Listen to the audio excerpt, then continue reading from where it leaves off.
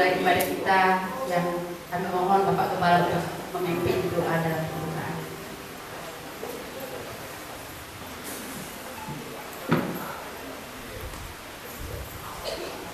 Mari saudara-saudara yang dikasihi Tuhan Yesus, kita bersatu hati. Bapa kami yang di surga, terpujilah nama-Mu, ampunilah karya-Mu, besarlah nama-Mu mengatasi langit ya Tuhan Yesus. Pada pagi hari ini, kami datang untuk berbakti kepadamu, menaikkan pujian penyembahan kami, dan kami rindu akan pendengaran firman kami yang menjadi pelita bagi hidup kami ya Tuhan Yesus. Ampuni segala dosa-dosa kami, sucikanlah kami ya Tuhan Yesus dari pelanggaran kami, sehingga ya kami ya Tuhan Yesus dapat menyebut Tuhan Yesus adalah juru selamat kami. Terpujilah nama-Mu, kami serahkan kebaktian di dalam tangan pengasihan-Mu, dalam nama Bapa, Putra dan Roh Kudus, Allah yang Esa Tuhan kita Yesus Kristus. Haleluya. Amin.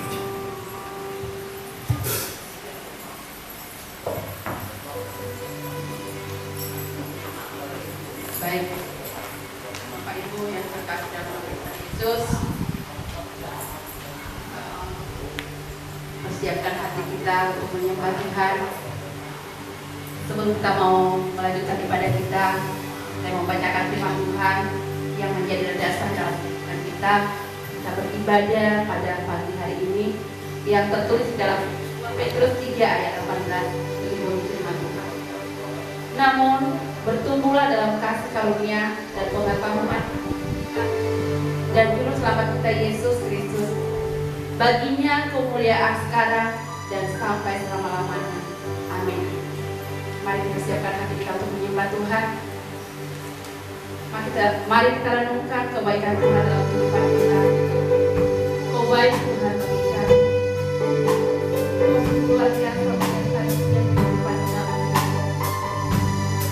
Kami rasakan Tuhan kasih-Mu Tuhan telah terlambat dalam hidup.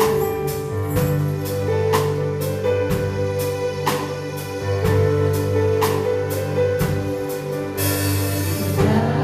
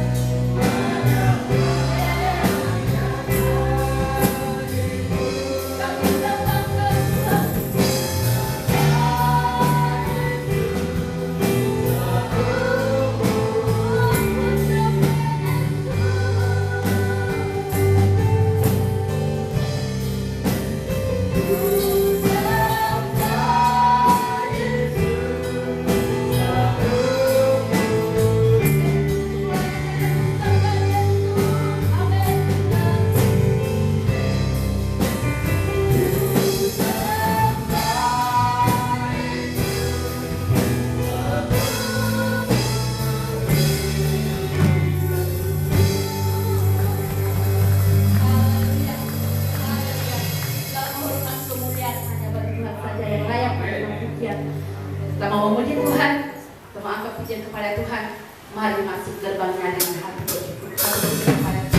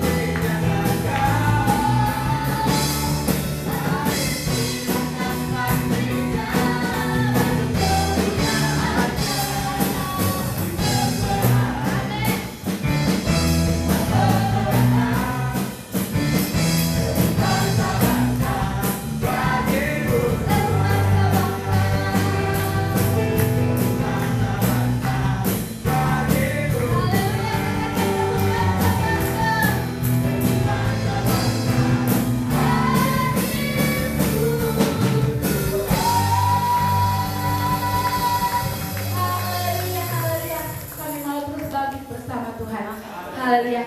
Saat ini kita mau akan pujian lebih sungguh lagi, katakan lebih dari sebelumnya. Kita mau lebih.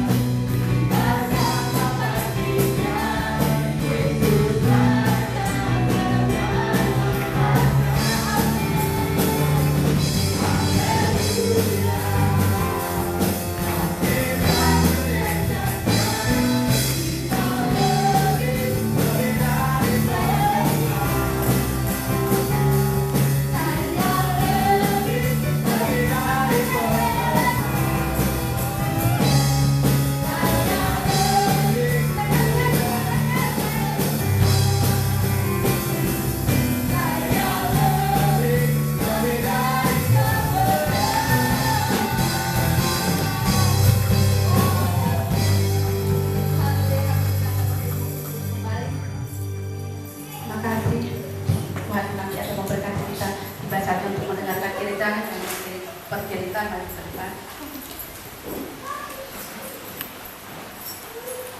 Terima Tuhan. Shalom. Shalom. Di nama Tuhan, selamat pagi hari ini saya akan membacakan satu cerita yang berjudul Puji dan Doa Kesayangannya. Jadi seperti saat ini ya, kita mau merayakan 17 Agustus, banyak sekali persiapannya ya, dari kita masang bendera, persiapan upacara, dan juga yang tentunya yang sangat menarik bagi anak muda, anak-anak juga mungkin dewasa dan bapak-bapak ya, yaitu lomba. Nah, kembali lagi ke cerita tadi Udin ya. Jadi Udin mengikuti sebuah lomba ya, lombanya menghias domba ya. Jadi menghias domba dan lainnya ya. Jadi persiapan sangat baik di satu desa itu ya, mulai dari memandikan mungkin ya cukur baby ya, mungkin lainnya, persiapan dikasih hiasan ya, seperti anak kecil menghias sepeda, nah gitu juga domba-dombanya ya. Nah, singkat cerita dimulailah suatu pertandingan itu dan sampai ditentukan pemenangnya, dan Udin memenangkan lomba itu. Jadi hadiah dari lomba itu dari juara 1, 2, 3 Udin memenangkan juara 1, yaitu 5 buah gelang emas. Jadi agak lumayan ya. Nah, singkat cerita, tidak saking senangnya si Udin ya, dia merayakannya, tidak tahu bagaimana ceritanya. Ternyata emas yang dimenangkan si Udin itu dimakan oleh dombanya ya. Karena domba kan kalau sedang lapar, hewan itu kalau sudah lapar nggak berdiri apapun pasti dimakan ya. Dan emas yang itu dia Udin nyari kebingungan ya. Ternyata ada bungkusnya yang sudah robek-robek dan diketahui bahwa dombanya itu mengunyah terus gitu. Itu berarti dimakan domba saya. Nah, ada seorang bapak-bapak yang menyarankan, Udin, kamu kenapa ya terciptakan emasnya kemakan? Oh, saya tahu caranya, kasih aja kopi dombanya, lalu tepuk-tepuk pantatnya ya, bokongnya ya, nanti pasti keluar ya. Nah, dengan perkataan itu dia langsung bergegas ke warung ya, bawa dombanya ya. Bawa ke warung itu, pesenlah ke yang punya warung, pesen kopi ya, 2 ya. Terus kan kami sendiri berdua gitu ya, nggak apa-apa ya, yang satu diminum, yang satu diminum dombanya ya. Nah, setelah diminumkan, ditepuk-tepuklah si bokongnya si domba ini ya. Nah, benar sekali ya, tadi tepuk-tepuk ini keluarlah emas 1 gram, karena ada 5 keping ya, 1 gram gitu ya. Keluarlah emas itu ya. Nah, senanglah si domba, si Udin. Senanglah karena ditepukin dia. Kok bisa ya dikasih kopi langsung ditepok-tepok keluar emasnya gitu. Terus dia bilang, "Deh, udah deh saya bayarin domba kamu deh 10 juta gitu." Dia berpikir saya dapatnya 5 gram. Terus kalau sekarang emas 1 juta kan udah 5 juta, belum dombanya. Wah, ini pas dong. Terus dia diem aja gitu.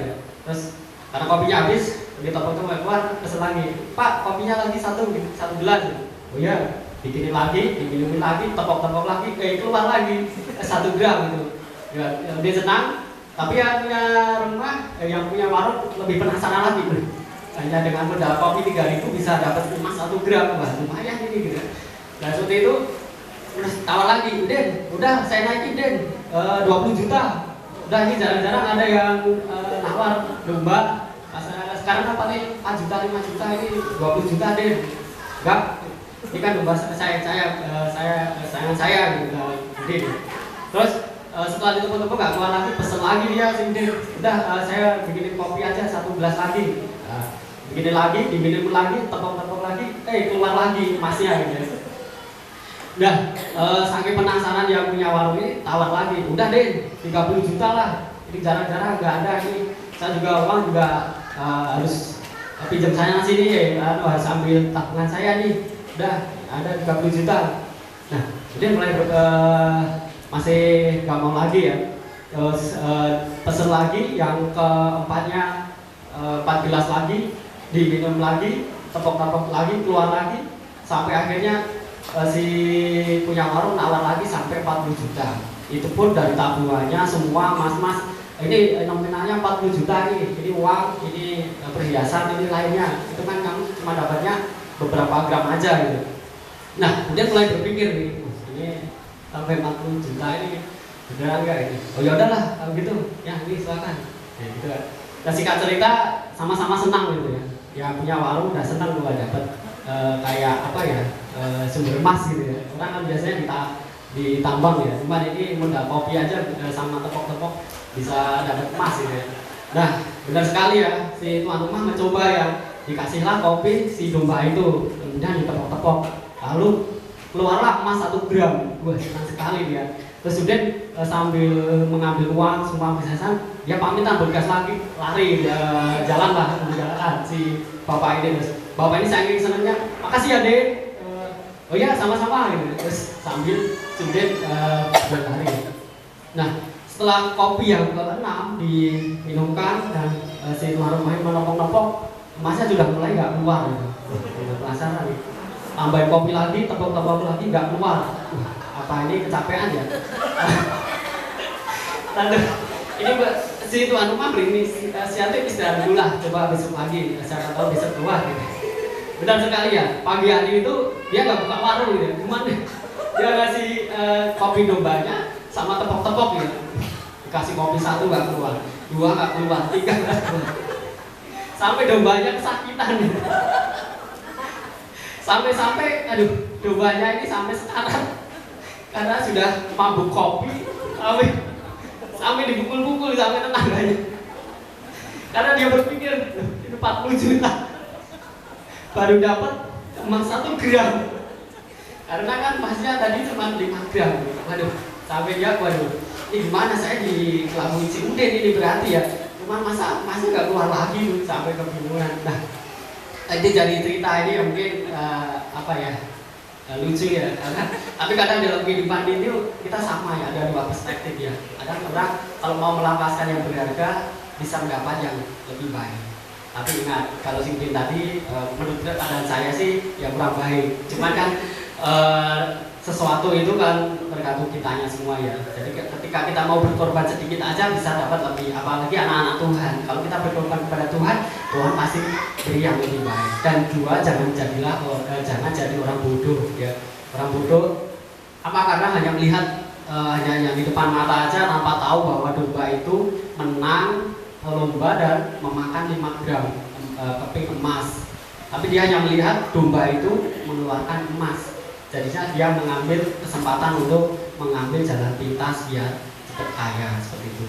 Ayat firman Tuhan yang saya ambil untuk cerita saya pagi hari ini di dalam Amsal 3 ayat 13-14 bunyi firman Tuhan, berbahagialah orang yang mendapat hikmat, orang yang memperoleh kepandaian karena keuntungannya lebih keuntungan perak dan hasilnya melebihi emas. Amsal 2 ayat ke-6, karena Tuhanlah yang memberi hikmat dan mulutnya datang pengetahuan dan kepandaian. Amin. Terima kasih buat cerita daripada Budi. Dan senantiasa kita terus minta hikmat kepada Tuhan, kita senantiasa berjalan selaras dengan apa yang Tuhan mau atas kehidupan kita. Terima kasih Pak Budi, kiranya Tuhan memberkati pelayanannya. Dan tiba saatnya kita mau mendengarkan kebenaran firman Tuhan pada pagi hari ini. Firman Tuhan yang senantiasa menjadi dasar kita untuk senantiasa berjalan di dalam kebenaran. Mau senantiasa mengatakan bahwa firman Tuhan senantiasa bersama-sama kuat kepada kita. Terus berjalan melangkah dengan iman, dengan hikmat yang daripada Tuhan. Maka kita berkata firman berkata kalau beserta Tuhan maka kuat.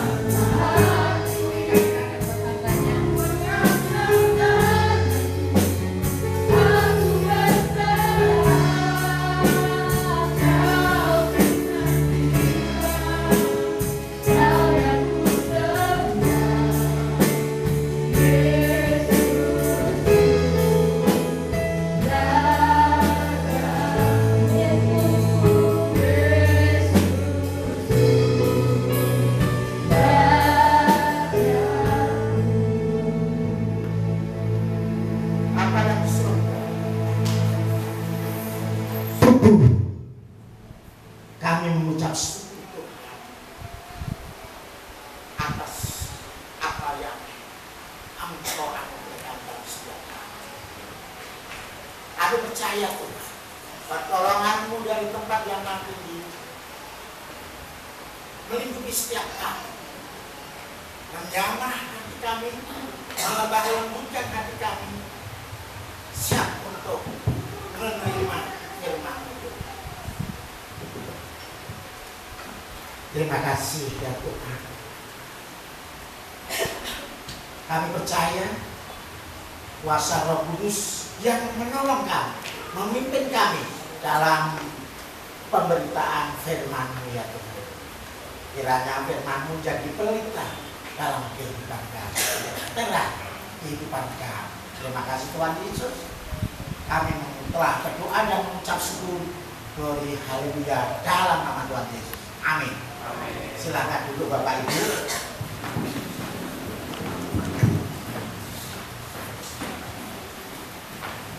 Puji syukur pada pagi hari ini, hari yang cerah, kembali saya diberi kesempatan untuk menyampaikan firman Tuhan dengan tema iman dan kesehatan mental. Bapak Ibu Saudara yang terkasih dalam Tuhan,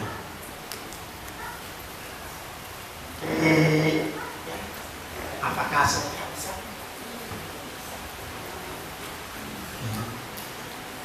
Pengertian iman sebagaimana tertulis dalam Ibrani 11 ayat 1. Iman adalah dasar dari segala sesuatu yang kita harapkan dan bukti dari segala sesuatu yang tidak kita lihat. Iman dalam bahasa Yunani yang diterjemahkan dalam pisti adalah rasa percaya kepada Tuhan. Iman dalam kekristenan adalah suatu keyakinan yang sentral yang diajarkan oleh Yesus Kristus sendiri dalam kaitannya dengan Injil, kabar baik. Menurut Yesus Tuhan kita, Iman merupakan suatu tindakan percaya dan penyangkalan diri, sehingga orang tidak lagi mengandalkan kebijaksanaan dan kekuatannya sendiri, tetapi melekatkan diri pada kuasa dan perkataan Dia yang dipercayai. Berikutnya Bapak Ibu Saudara, karena kita berbicara dengan iman dan kesehatan mental, pengertian kesehatan mental yang diambil dari website halodoc.com, kesehatan jiwa atau sebutan lainnya adalah kesehatan mental, adalah kesehatan yang berkaitan dengan kondisi emosi, kondisi kejiwaan, dan psikis seseorang. Dan menurut lifepack.id, iman memiliki hubungan yang kuat dengan kesehatan mental. Kekuatan iman dapat membantu pemulihan dan meredakan gejala kesehatan mental yang dialami. Namun bukan berarti Bapak Ibu Saudara, seseorang yang mengalami gangguan kesehatan mental adalah orang yang memiliki iman yang lemah. Bukan. Orang yang mengalami gangguan kesehatan mental pastinya berpengaruh atas keimanan seseorang tersebut. Bapak Ibu Saudara yang terkasih dalam Tuhan, mari kita buka nats Alkitab hari ini di dalam Filipi 4 ayat 6 sampai dengan yang ke-9. Kita baca bersama-sama firman Tuhan di dalam Filipi 4 ayat yang ke-6 sampai dengan yang ke-9. Ayat yang ke-6, Filipi 4 ayat yang ke-6 sampai dengan yang ke-9. Yang ke-6 demikian firman Tuhan, janganlah hendaklah kamu khawatir tentang apapun juga, tetapi nyatakanlah dalam segala hal keinginanmu kepada Allah dalam doa dan permohonan dengan ucapan syukur. Damai sejahtera Allah yang melampaui segala akal akan memelihara hati dan pikiran dalam Kristus Yesus.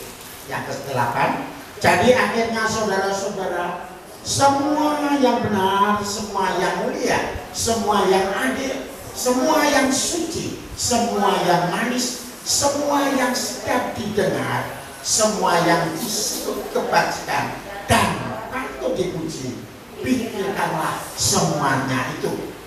Dan apa yang telah kamu pelajari, dan apa yang telah kamu terima, dan apa yang telah kamu dengar, dan apa yang telah kamu lihat padaku, lakukanlah itu. Maka Allah sumber damai sejahtera akan menyertai kamu. Amin. Kehidupan yang keras Bapak Ibu Saudara dalam slide yang ke-7 ya, menuntut hadirnya pribadi-pribadi yang tangguh. Jika tidak, pasti akan dilibas oleh berbagai tantangan yang semakin besar di dunia sekarang ini. Karena itu kita perlu menjadi orang percaya yang sehat secara mental dan bukan hanya secara jasmani. Apa yang membuat kesehatan mental kita terjaga? Sebagaimana ayat yang ke-6 Bapak Ibu Saudara, ya, membangun kehidupan doa. Salah satu pemicu gangguan kesehatan mental adalah kekhawatiran yang tidak direspon dengan benar. Kekhawatiran yang dibiarkan akan membawa serta dalam tanda kutip teman-teman yang lain seperti ketakutan, depresi, tekanan hidup, bahkan hal-hal yang tidak diinginkan. Bagaimana solusinya Bapak Ibu Saudara? Menyatakan kepada Tuhan segala hal keinginan atau kerinduan kita di dalam doa dan ucapan terima kasih. Kekhawatiran tidak bisa diusir atau ditengking, tetapi diserahkan kepada Tuhan dalam doa sebagaimana yang tertulis di dalam 1 Petrus 5 ayat yang ke-7. Saya bacakan untuk kita semua. Serahkanlah segala kekhawatiranmu kepadanya, sebab Ia yang memelihara kamu. Berikutnya Bapak Ibu Saudara yang bisa menjaga kesehatan mental kita, yaitu memiliki damai sejahtera. Saat sekarang banyak manusia mencari cara untuk merawat mentalnya dengan berbagai cara. Ada yang healing, menyalurkan hobi, olahraga, bahkan ada juga yang yoga dan lain sebagainya. Semuanya Bapak Ibu Saudara ternyata hanya menjadi solusi sementara. Ayat yang ke-7,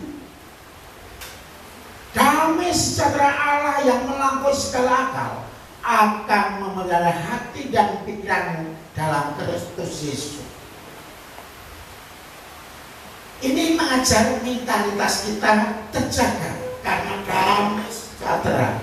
Dalam bahasa Yunani eime, dalam bahasa Ibrani shalom, yang merujuk kepada kedamaian yang berasal dari berkat Tuhan.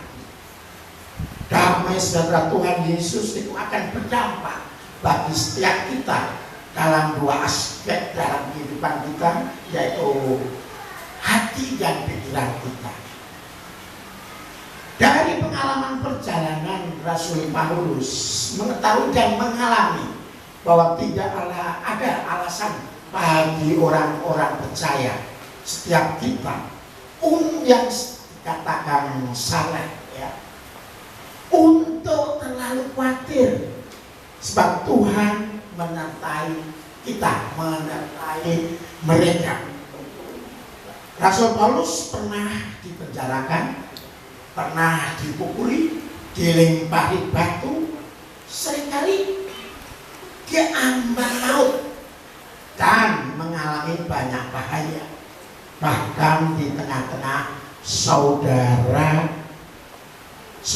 yang palsu, Bapak Ibu Saudara. Tapi tidak pernah Tuhan Allah meninggalkan sang Rasul Paulus, selalu berpaling kepada Bapa yang di surga dalam doa yang sungguh-sungguh, menyerahkan ke segala kekhawatirannya dan tidak pernah mengalami kekecewaan. Maka bukan dengan keyakinan yang setengah-setengah, ya, Rasul Paulus mengajarkan termasuk kepada setiap kita agar tidak khawatir mengenai apapun juga, dan supaya permintaan kita dinyatakan kepada Allah dengan membawa segala sesuatu kepadanya dalam doa, permohonan serta ucapan syukur. Rasul Paulus melanjutkan, damai sejahtera Allah yang melampaui segala akal akan memelihara hati dan pikiran setiap kita dalam Kristus Yesus. Bapak Ibu Saudara yang terkasih, selanjutnya ayat yang ke-8, ya,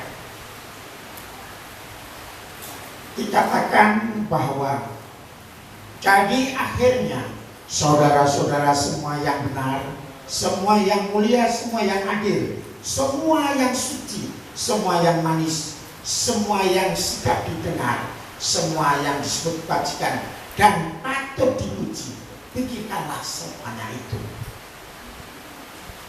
Menjaga mentalitas yang sehat, Bapak Ibu Saudara yang terkasih dalam Tuhan Yesus, sangat dapat dilakukan untuk menjaga pikiran kita.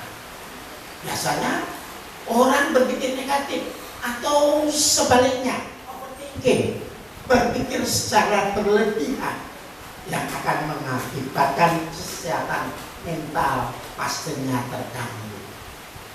Jadi pikiran kita diarahkan kepada apa yang benar, kepada apa yang mulia, kepada apa yang adil, apa yang suci, apa yang manis didengar, ya, kebajikan dan patut dipuji. Kita akan menjaganya dari pikiran-pikiran negatif.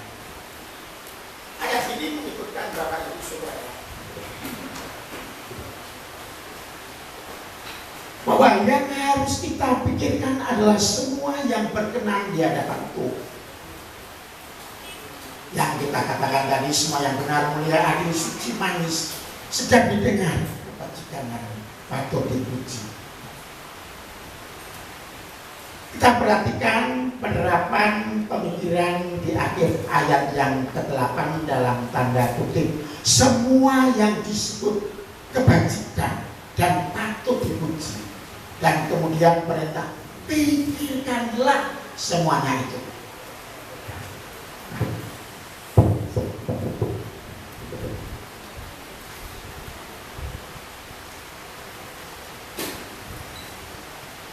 Bapak Ibu Saudara, kembali saya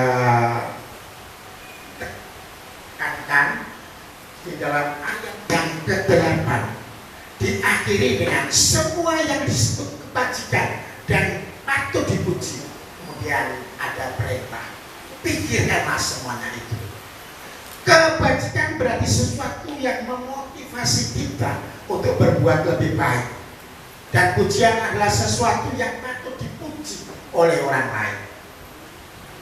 Kebajikan adalah keunggulan moral, dan pujian adalah sesuatu yang patut dipuji, layak dipuji, dan diberi rekomendasi kepada orang lain.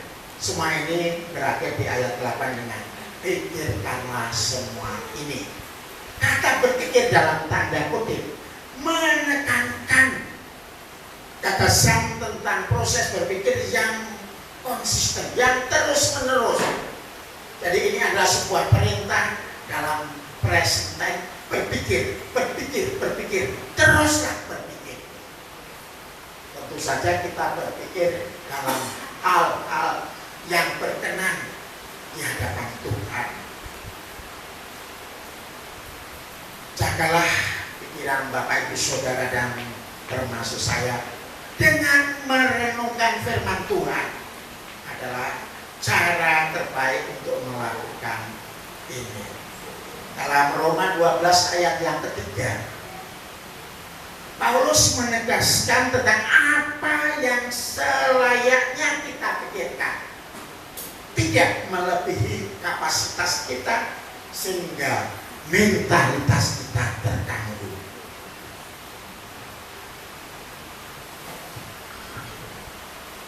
Saya bacakan untuk kita semua Roma 12 ayat yang ketiga. Berdasarkan kasih karunia yang dianugerahkan kepadaku, aku berkata kepada setiap orang di antara kamu, janganlah kamu memikirkan hal-hal yang lebih tinggi dari yang patut kamu pikirkan, tetapi hendaklah kamu berpikir begitu rupa sehingga kamu menguasai diri menurut ukuran iman yang dikarenakan Allah kepada kamu masing-masing. Dibutuhkan iman untuk melihat diri kita secara objektif. Maka ini Rasul Paulus selanjutnya menunjukkan bahwa kita harus melihat diri kita sendiri secara jujur sehingga kita dapat mempercayai Tuhan untuk melakukan melalui setiap kita apa yang telah Ia berikan kepada kita. Dengan perkataan lain, Tuhan mempunyai pekerjaan bagi setiap kita masing-masing untuk menghabiskan hidup kita melakukan pelayanan kepada gerejanya. Pandangan yang berlebihan terhadap diri kita sendiri hanya akan menghalangi hal-hal yang benar-benar penuh kuasa yang Tuhan Allah ingin lakukan kepada kita. Selanjutnya Bapak Ibu Saudara, di dalam Filipi 4 ayat yang ke-9. Ya. Dan apa yang telah kamu lihat padaku, kata Rasul Paulus, lakukanlah itu, maka Allah sumber dari sejahtera akan menyertai kamu. Teruslah bersemangat Bapak Ibu Saudara, selagi di bulan Agustus saat kita merayakan kemerdekaan, semangat melakukan hal yang baik, hal yang berkenan di hadapan Tuhan. Ketika seseorang sedang menjalani pemuridan menjadi murid Yesus untuk suatu pekerjaan, tentunya suatu pekerjaan yang baik apapun itu, pada akhirnya mereka harus beralih dari hal mempelajari ke fase melakukan suatu tindakan. Rasul Paulus tahu betapa pentingnya transisi. Oleh karena itu, ya, ketika berada dalam penjara Romawi, Rasul Paulus mencatat kata-kata sebagaimana ada tersurat di dalam Filipi 4 ayat yang 9 untuk jemaat di Filipi, yang mengatakan Paulus telah mengajar mereka, Paulus telah melatih mereka, Paulus telah mengasihi mereka, dan mereka para murid-murid Tuhan Yesus melihat, mendengar, ya, apa yang dilakukan oleh Rasul Paulus. Dan itulah sebabnya Bapak Ibu Saudara, dari keterasingan di dalam sel penjara, Rasul Paulus menguatkan rekan-rekan sekerja di dalam Kristus untuk menghidupi apa yang telah mereka pelajari. Tuhan Yesus juga mempunyai kerinduan sangat-sangat menginginkan setiap kita, ya, agar para muridnya tidak hanya berusaha untuk terlihat baik atau terdengar baik, tetapi untuk melakukan kebaikan dengan hati yang sungguh-sungguh untuk memuliakan Tuhan. Yakobus, saudara laki-laki Yesus Kristus, juga menulis tentang tidak hanya mendengar firman, tetapi juga melakukan apa yang dikatakan di dalam firman. Yakobus 2 ayat 26. Sebab seperti tubuh tanpa roh adalah mati, demikian juga iman tanpa perbuatan adalah mati. Oleh karena Bapak Ibu Saudara, lakukanlah apa yang dikatakan dalam ajaran Tuhan Allah. Janganlah hanya mendengar dan tidak melakukan apa. Ketika setiap kita hanya duduk dan mendengar, maka kita hanya menipu diri kita sendiri. Mendengarkan firman Tuhan, ajaran Allah, tanpa bertindak adalah seperti melihat wajah setiap kita di dalam cermin dan tidak melakukan apa-apa setelah kita melihat. Berkarena Bapak Ibu Saudara, nats yang kita baca, kita gali, akhirnya pada suatu kesimpulan. Saudara yang terkasih dalam Tuhan Yesus, setelah kita membaca nats hari ini yang tersurat dalam Filipi 4 ayat 6 sampai dengan 9, mari kita semangat bertindak melakukan firman-Nya dengan kegiatan membangun kehidupan doa kita semakin lagi, semakin lebih intim lagi kita melakukan.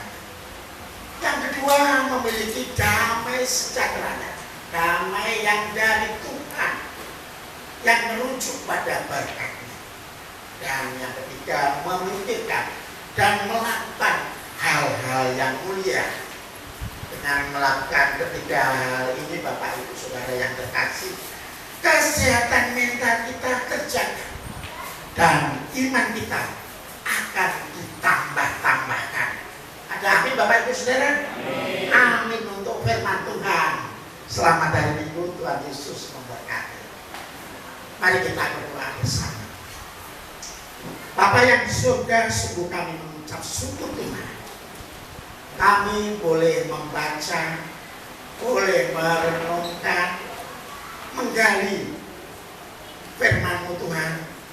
Itu semua karena kasih karunia Tuhan. Roh Kuduslah yang bekerja untuk setiap kami ya Tuhan. Kami percaya dengan kuasa Roh Kudus yang menjamah setiap hati kami.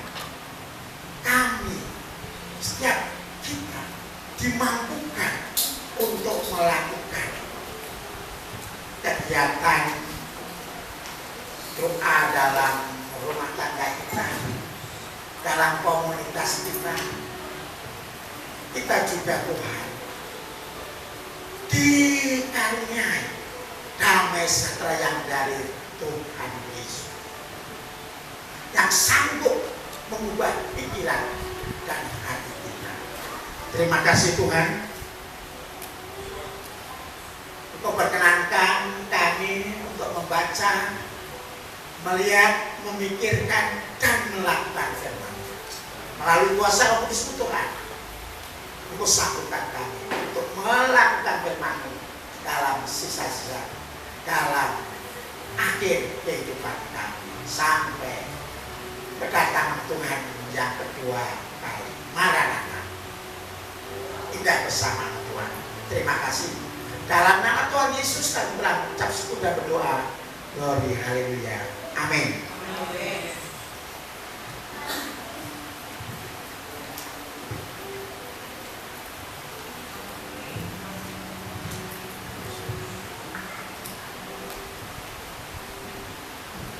Amin buat firman Tuhan. Amin. Terima kasih Pak Anto yang sudah membagikan kebenaran Tuhan bagi kita semuanya. Biar yang ketiga hal ini kita tetap terapkan dalam kehidupan kita. Terima kasih Pak Anto. Kiranya Tuhan senantiasa memberkati pelayanan, bahkan keluarga, apapun yang menjadi persoalan, biasa menjawab tepat pada waktunya. Amin. Saatnya kita mau memberikan persembahan. Kita memberikan persembahan kepada satu dalam doa. Kami mengucap syukur Tuhan pada pagi hari ini atas anugerah kasih yang daripada Tuhan berikan bagi kami. Untuk kami Tuhan saat ini sudah selesai melakukan ibadah kami, memuji, memuliakan Tuhan, bahkan sudah selesai mendengarkan firman Tuhan. Kiranya apa yang kami lakukan hari ini Bapa semuanya berkenan di hadapan Tuhan, dan tiba saatnya kami akan memberikan persembahan. Kiranya Engkau memberkati persembahan kami ini menjadi rupa yang harum di hadapan Tuhan, menjadi perbaruan-Mu Tuhan dalam kerajaan-Mu, khususnya di negara baru. Kami memberikan Tuhan dengan penuh sukacita. Hanya di dalam nama Tuhan Yesus kami bersyukur dan berdoa. Haleluya. Amin. Memberikan persembahan, kita mau akan pujian yang berkata dan bersyukur besar kasih setia Tuhan.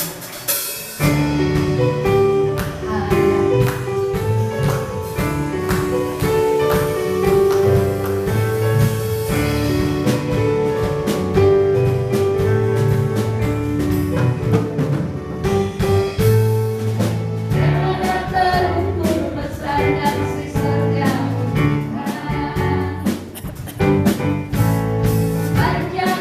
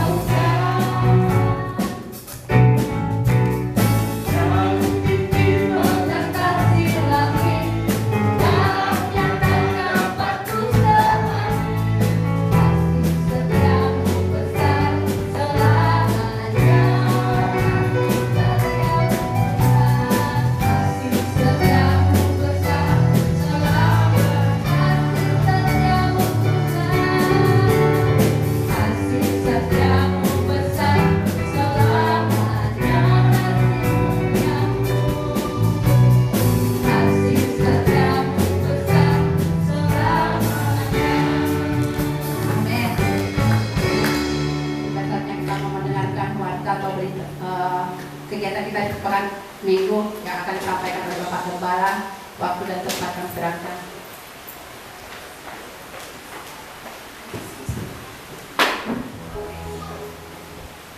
Ibu lumayan, terima kasih. Puji Tuhan, terima kasih Pak Lamanto yang telah membimbing kita, untuk mengarahkan kita untuk kita berdoa, bersuka cita dan selalu dekat sama Tuhan. Biarlah damai sejahtera ada pada kita. Dan Filipi 4 ayat 6 sampai 9 menjadi berkat bagi kita dalam satu minggu. Baik, pertama saya ingin berterima kasih kepada Bapak Ibu yang telah menyokong dalam pelayanan berpulangnya Ibu Ani ke rumah keluarganya, ya. Ibu Ani yang biasa batuk-batuk, nah sudah nggak batuk-batuk kan, nggak ada, atau kami pulangkan ke rumahnya di Jawa Timur, di Malang. Hari Rabu berangkat. Kenapa hari Rabu? Yang pertama karena lansia ingin perpisahan dulu. Jadi hari Selasa perpisahan dengan itu Rabu. Dan alasan kedua karena memang biayanya belum cukup untuk pergi cepat. Jadi kami mengumpulkan dana, puji Tuhan. Ada ibu lansia yang membantu kami untuk beli tiket dan sangu, dan juga aksi sosial dari persembahan sosial itu juga membantu kami, dan juga dari persembahan besar ucapan syukur Bapak Ibu itu saya gunakan untuk pergi ke sana. Ya, kami pergi berdua ke Brongkos, daerah Brongkos, Tulung Agung. Jadi kita transit di Tulung Agung ke Brongkos, masih daerah Kabupaten Tulung Agung, dan menuju ke Karangrejo. Karangrejo ini sudah masuk Kabupaten Malang. Nah, Bapak Ibu, Bu Ani ini punya adik 3. Ya, ada 3 adiknya, dan saya ketemu dengan adik yang nomor 2. Ya, nama adiknya Sitis. Nah, ini Sitis dan Sitin. Ya, ini adiknya. Saya ketemu yang kedua. Puji Tuhan, adiknya sudah lupa juga mukanya. Begitu juga Bu Ani lupa sama muka adiknya. Ya, karena sudah 40 tahun lebih tidak bertemu. Jadi Bu Ani keluar dari kampung Karangrejo itu umur 16 tahun. Umur 16 tahun dengan posisi meninggalkan anak umur 6 bulan. Jadi anak umur 6 bulannya itu dititipin ke orang tua sama dipelihara sama ketiga adiknya yang masih berjaga. Kenapa dia pergi? Dia sakit hati karena suaminya dikalahi di saat dia punya anak. Ya, itu dia pergi. Jadi 40 tahun lebih dia tidak ketemu. Dan puji Tuhan, saya ketemu. Jadi saya ke sana mencari 3 nama adiknya ini, dan juga desa Karangrejo, kantornya desa Karangrejo. Ya, ini saya cerita. Saya pikir dekat dari Brongkos, karena dia bercerita begini, Pak, kalau saya pulang kampung waktu tahun 2013, saya turun di Brongkos, tinggal naik angkot, dengan naik angkot ke desa saya sekali. Oh, dekat. Nggak dekat, saudara. Dari Brongkos ke Karangrejo itu nggak dekat. Karangrejo saya pikir desa, enggak. Itu bukan desa. Pertama desa, kedua dusun, setelah dusun ada duku. Nah, duku ini dusunnya dusun, ya. Masuk. Nah, itu dia. Cari saya. Patokannya cuma ada 2 patokannya yang Bu Ani kasih. Yang pertama apa? Yang pertama pohon jati, yang kedua sama Tugu Baris 3. Coba bayangin. Pohon jati di kampung ya, atau sendiri kan ya, sama Baris 3. Tugu Baris 3. Bener. Tugu Baris 3. Patokannya saya tanya nggak ada. Nah, rupanya saya salah. Kenapa saya salah? Saya pakai bahasa Indonesia. Hanya di kampung kan. Terang aja saya bilang gini, Pak, permisi, saya dari Tangerang, saya ingin mencari Tugu Baris 3 sama Karangrejo. Nggak ada. Kedua juga saya tanya juga ke sekolah, ada perangkat desa gitu, saya tanya di Brongkos juga tidak ada. Akhirnya saya suruh saudara saya Yohanes yang bawa mobil, ini suaminya Nana, saya bilang, udah sekarang kamu yang suruh. Bener, saya perhatiin rupanya kalau orang Jawa tuh beda. Dia bilang gini, dia ketemu orang, waduh Pak, cuacanya cerah nih. Nah, ada masuk tuh. Iya, yang bergawe di sini kerja ya. Iya, ini saya mau jadi harus bahasa-bahasanya harus banyak. Ya, ini budaya, namanya budaya supaya nggak salah. Benar, habis itu cerita 20 menit tuh. Nanti gini. Terus ujungnya gini, kalau nggak ngerti nanti tanya lagi. Itu udah 20 menit tuh, kali lagi. Dan itu berkali-kali kami melakukan itu, akhirnya ketemu desanya Pawarjo lah, beda gitu ya. Pokoknya beda lagi. Purworejo ya, Purworejo. Palembang bilang.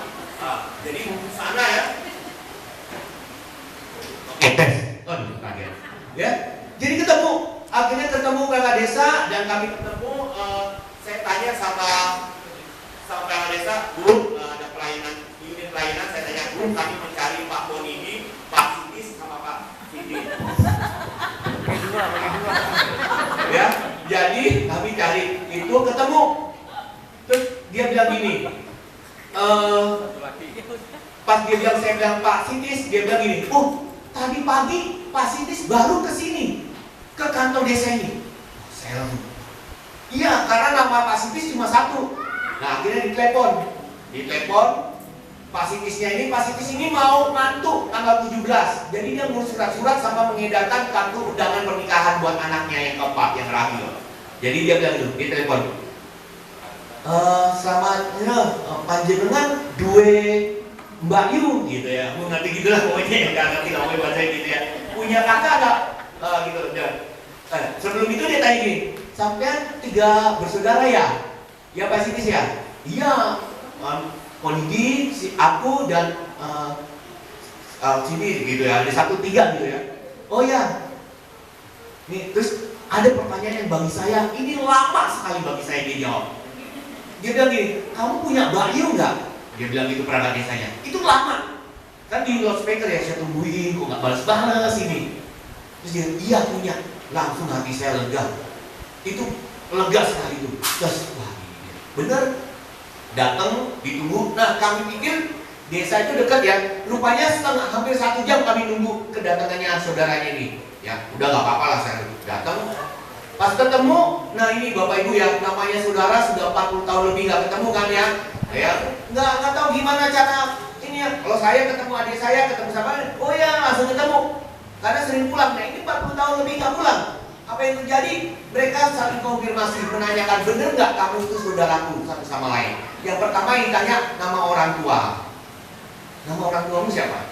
Ini. Kok sama? Iya sama lah sama orang tua. Ya, ini bener ditanya.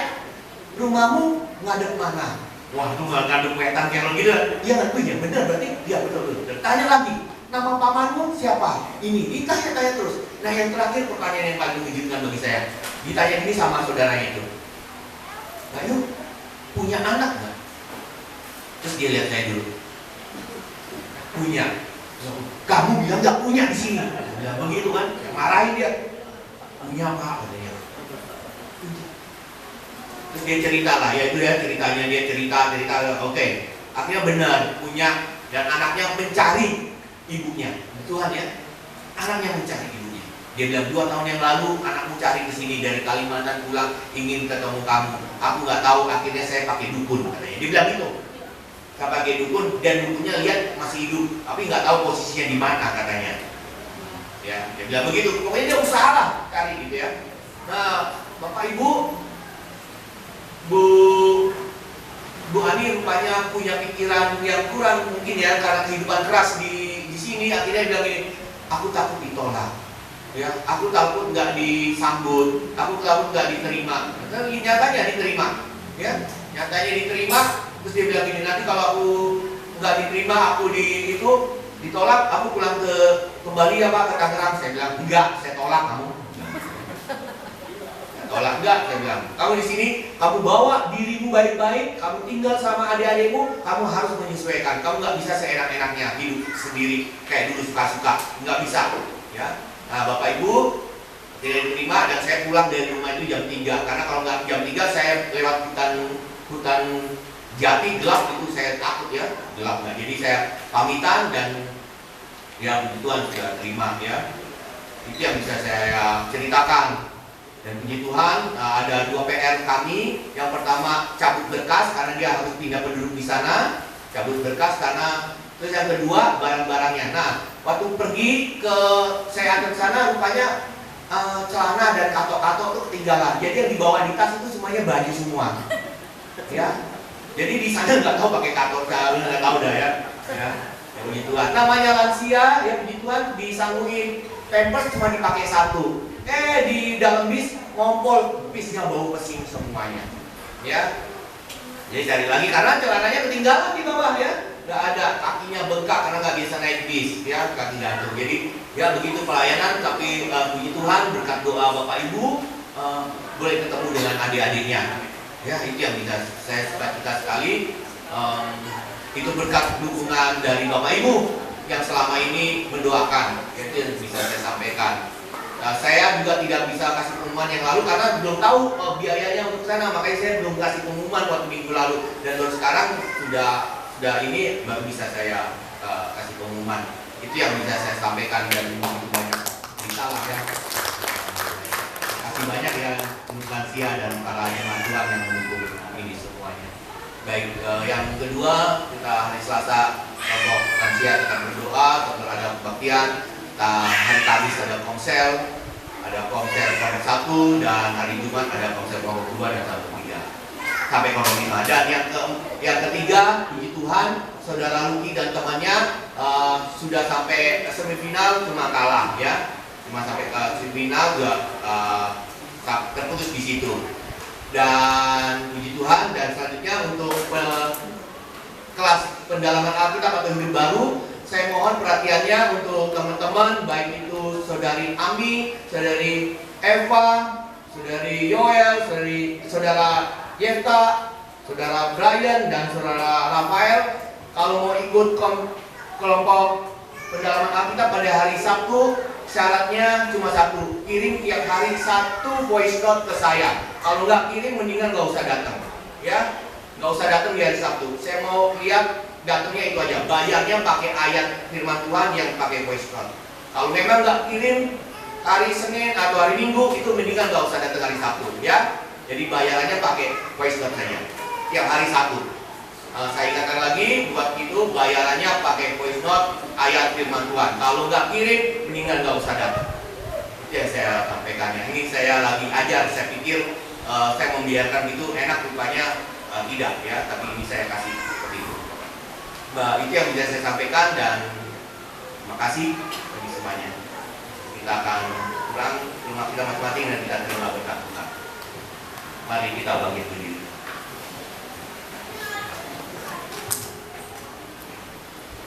Saya akan pujian bagi Tuhan kita, pengagungan bagi nama Dia. Dia Yesus telah mati bagi Dia Tuhan selamatkan jiwa.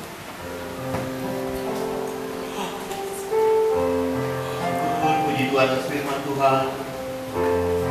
Puji Tuhan atas puji-pujian dan penyembahan kita. Haleluya. Ya Yesus selamat bagiku. Dia Tuhan selamatkan jiwaku.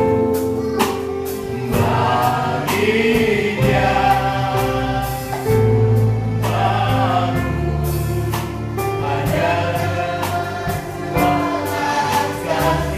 Dia akan